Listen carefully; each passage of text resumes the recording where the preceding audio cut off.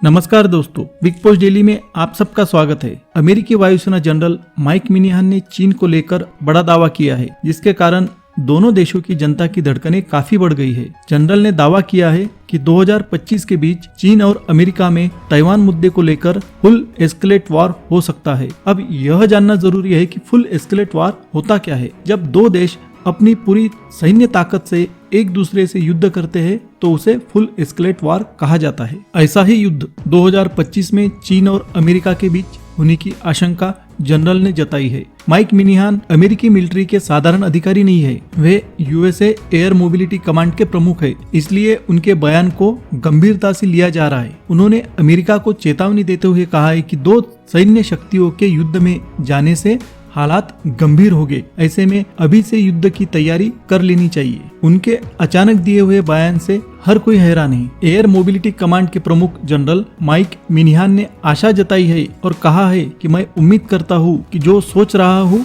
वो गलत साबित हो। मेरी अंतरात्मा कहती है कि मैं 2025 में युद्ध के मैदान में लड़ूंगा। एयर मोबिलिटी कमांड में लगभग 50,000 सर्विस मेंबर्स है और करीब 500 विमान है। माइक मिनिहान इसके प्रमुख है। अमेरिका में एयर मोबिलिटी कमांड परिवहन और ईंधन भरने वाले विमान के बेड़े की देखरेख की जिम्मेदारी संभालता है। यह जानना हम सबके लिए जरूरी है कि जिस वजह से चीन और अमेरिका के बीच युद्ध होने जा रहा है वह ताइवान विवाद आखिरकार क्या है। चीन और ताइवान के बीच विवाद 73 साल पुराना मामला है। ताइवान चीन से कैसे अलग हुआ, अमेरिका के दखल पर चीन क्यों बौखलाता है, दुनिया के लिए ताइवान अहम क्यों है, चीन की वन चाइना पॉलिसी क्या है, इन मुद्दों पर हम चर्चा करते हैं। ताइवान दक्षिण पूर्वी चीन के किनारे से करीब 100 मील दूर स्थित एक द्वीप है। ताइवान खुद को स्वायत्त राष्ट्र मानता है, उसका अपना संविधान है। ताइवान में डेमोक्रेसी है, यानी लोगों ने सरकार को चुना है। इसके बिल्कुल उल्टा चीन में है, वहाँ कम्युनिस्ट पार्टी की सरकार है जिसका डेमोक्रेसी से कोई लेना देना नहीं। कम्युनिस्ट पार्टी के नेता अपने में से किसी एक को राष्ट्रपति पद के लिए चुनते हैं, वहाँ जनता सरकार या फिर राष्ट्रपति का चुनाव नहीं करती। चीन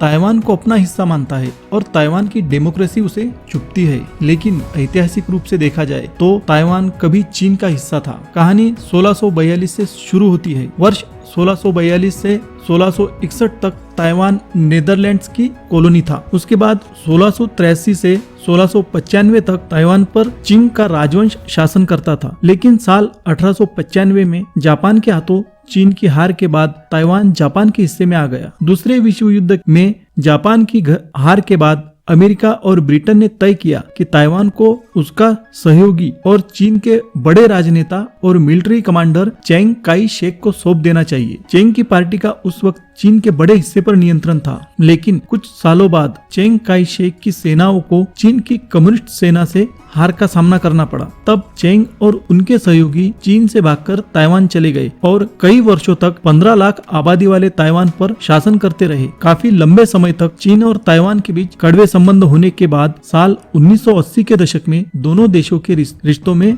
सुधार आने की शुरुआत हुई। तब चीन ने वन कंट्री टू सिस्टम के तहत ताइवान के सामने प्रस्ताव रखा कि अगर वो अपने आप को चीन का हिस्सा मान लेता है तो उसे स्वायत्तता प्रदान की जाएगी। ताइवान ने इसे चीन का उनके राष्ट्र पर कब्जा करने की एक चाल समझकर ठुकरा दिया। साल 2000 में चेन शुआई बियान ताइवान के प्रेसिडेंट चुने गए, जिन्होंने सार्वजनिक तौर पर खुलेआम चाइना की स्वायत्तता का समर्थन किया, जिससे चीन को गहरा सदमा लगा। चीन को लगता था समय बीतने के साथ ताइवान सरकार और जनता चीन में शामिल होने को मान जाएगी, लेकिन ऐसा नहीं हुआ। तब चीन की कम्युनिस्ट सरकार ने मान लिया कि ताइवान को अगर चीन का हिस्सा बनाना है तो बल का ही इस्तेमाल करना पड़ेगा। तब से ताइवान और चीन के संबंध बेहद ही तनावपूर्ण रहे हैं। साल 1979 में अमेरिका ने चीन की वन चाइना पॉलिसी को मान्यता दी थी, लेकिन वैश्विक मंच पर बढ़ते वर्चस्व और अमेरिका के मित्र राष्ट्रों से चीन के बढ़ते तनाव को देखते हुए अमेरिका ने भी अब चीन की वन चाइना पॉलिसी को मानने से इनकार कर दिया है। यहाँ गौर करने वाली बात है कि ऑस्ट्रेलिया, जापान, दक्षिण कोरिया,